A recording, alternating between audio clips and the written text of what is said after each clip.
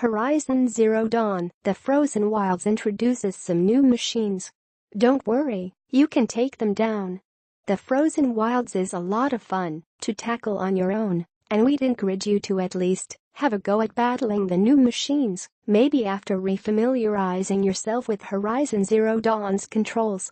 The first time you encounter one of the new machines in the Frozen Wilds, it's a bit humbling, but don't worry, you'll soon get the hang of things. As noted in our Horizon Zero Dawn guide, you can score yourself some sweet new weapons by collecting Bluegleam, and that makes a bit of a difference.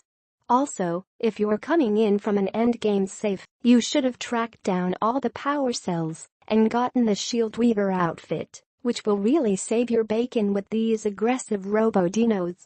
If not, well, we're here to help you sort through your problems with the new machines in Horizon Zero Dawn, the Frozen Wilds. Read on. Horizon Zero Dawn, the Frozen Wilds new machines. Scorcher. Scorchers are large wolf-like machines with powerful fire attacks, both melee and ranged. They're well armored, very agile and tenacious, and have a mine launcher which is quite a pain. Like all demonic enemies, they are strong against shock and corruption, but also strong against fire. Scorchers are relatively easy to stun once you knock a bit of armor off. Hit their power generators for extra damage, or even better, use a fire arrow on their blaze canisters. At close quarters, as in your first encounter with a Scorcher, your best bet is to hit it as hard as you can with the tear blister to strip away its defenses and maybe its shoulder fire sacks, then hit it with heavy attacks to stun it, so you can go in for a critical, or lob fire arrows into its blaze canisters. Make sure you get away before the explosion. If you're lucky enough to knock off the mine launcher, pick it up and turn it on your enemy. When you have more room and can use stealth, it's best to take things slowly and methodically. Knock off the mine launcher first to stop it randomly firing into cover, then go for the armor plates on each shoulder and along its flanks. This should give you a clear shot on its fire attack unit, and once you've dropped that, the Scorcher is no more dangerous than any other large beast machine. Frostclaw. A huge and powerful new machine, the Frostclaw looks something like a bear. It has an enormous health pool and takes a heck of a beating, even after you knock some of its armor off. As well as being strong against shock and corruption, its elemental proclivities mean it is strong against frost damage. Luckily, the Frostclaw is weak against fire and has several critical points you can exploit. Other stories on VG247. Destiny 2 Faction Rally returns next week. Check out the new loot here. Destiny 2 players can participate in a second faction rally kicking off next week.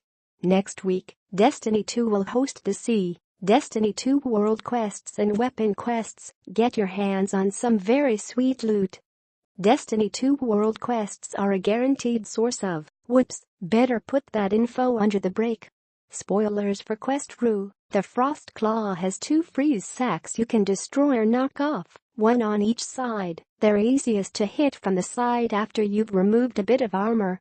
The freeze unit on its chest is harder to target, but if you can drop it, you will disable all the Frostclaw's ranged attacks. Luckily, when threatened or curious, the Frostclaw will often rear up on its hind legs, and that's when you should be putting 3-notched arrows, or at close range, something like a rattler, into it. You can also give the Frostclaw a bit of trouble and stun it by shocking or destroying the power cells on its spot. Shoot from behind for best results. When you've cleared all the components, set it on fire repeatedly and let nature do its work. The Frostclaw is definitely best tackled after you've eliminated other nearby machines, override or corrupt them, if you can, and after you've scouted out an area to find all the stealth possibilities. Use guerrilla tactics, hit it hard, then run away, and let it cool off, since this is not a machine you want to duel with, if there are any other options. The good news is it moves slowly except when charging, so you can easily circle rock formations or hills to break line of sight and baffle it. Fireclaw. The Fireclaw is an upgraded version of the Frostclaw with reversed elemental attributes. It has fire attacks, is strong against fire and weak against frost. It also has more armor and a bigger health pool, so each one should be approached like a boss battle. In general, the same tactics apply, but once you've exhausted the possibilities of the Fireclaw's weak points, it's time to take advantage of its frost weakness. Use the ice rail you get during the main Frozen Wilds quest chain, preferably the upgraded version you can get by speaking to Varga at Long Notch, or failing that try frost bombs from the sling and arrows, Notch 3, from your war bow.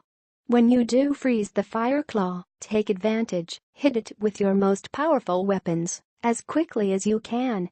In my case, that was the blast sling obtained via the Hunting Grounds quests in the base game, modded for extra damage.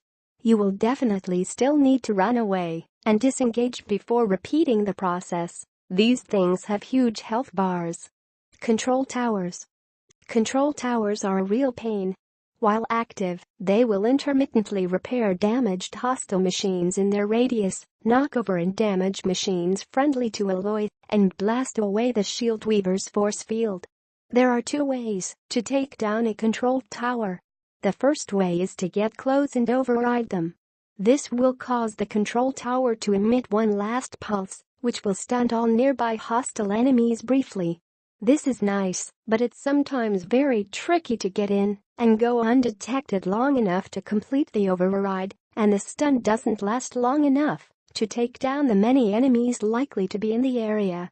Our preferred method is just to destroy the control towers from a distance. There's a power box on the rear side, easy to spot with your focus, which you can snipe. Knock 3 hardpoint arrows, charged, if you have the Bannock Hunter bow, and it should only take you 3 shots at most to drop the control tower. With any luck and a bit of care, you won't even aggro the nearby enemies and can then either engage them or just leave. Demonic machines. In addition to all new machines, you'll meet new variants of familiar robo-dinos in Horizon Zero Dawn. You can identify these at a glance because they glow with purple light rather than blue, regular, or red, corrupted, and your focus will also note when a machine is demonic. Demonic machines have more health and hit harder than the regular or corrupted variants, but otherwise they seem to be much the same, with no new abilities to fox you. However, all demonic machines are strong against shock and corruption, and you need to hit them with more elemental damage to trigger a status effect like burning or frozen. Other stories on VG 247. Destiny 2 Sure update. Should you buy Graviton Lance? Graviton Lance is one exotic many Destiny 2 players will be familiar with. Graviton Lance is one of the weapons Destiny 2 top 5 legendary weapons you should be using in PvE. Legendary weapons in Destiny 2 are much easier to come by than exotic weapons, especially once you kick off the grind. In general, battling demonic machines is a matter of being a little more tactical than you might be with a regular variant. Try to override or corrupt nearby regular machines, use stealth to your advantage, lure the demonic machines away to fight one by one, and use tear blast arrows to knock away vital components. Interestingly, although demonic machines are difficult to shock, they're relatively easy to stun. When one closes on you, try a few heavy melee attacks. When the machine is knocked over, you can go in for a critical hit, or use it as a chance to run away and hide before sniping and repeating the cycle. For best results, complete the side quest A Secret Shared, after which you can upgrade your spear with mods for greater damage. Nice. However, you can also stun demonic machines with tear blast arrows. Hit one in the foot with 3 notched arrows for best results.